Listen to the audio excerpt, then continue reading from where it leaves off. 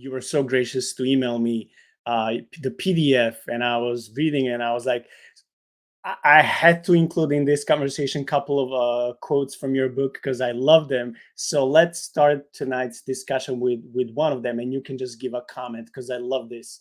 You wrote at the beginning of the book, when we open the pages of the Bible, we find that we live in a world where the seen world and the unseen world overlap and interact with one another.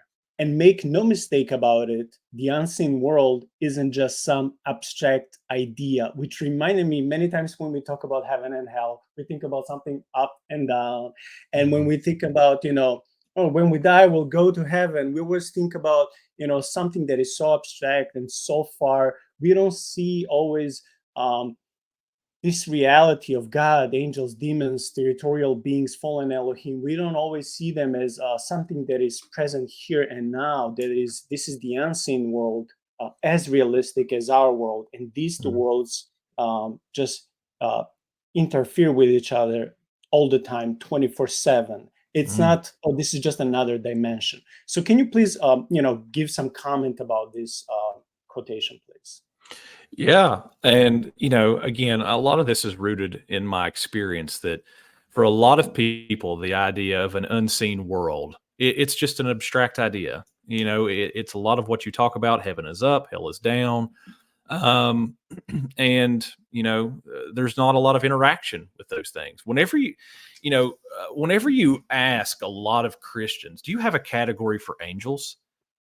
A lot of them are like, yeah, yeah, sure. I believe that angels exist. And it's like, no, no, no, no, no. I'm asking you more than do you believe angels exist? Do you believe that angels and other unseen forces are at work in your day to day life? Most Christians that I've come across don't have a worldview where that's true. And the problem with that is that whenever we look at the Bible, that is how reality is presented for us. The Apostle Paul talks about at the end of Ephesians that we wrestle not with flesh and blood, but the rulers, the authorities, the principalities, dark powers in high places.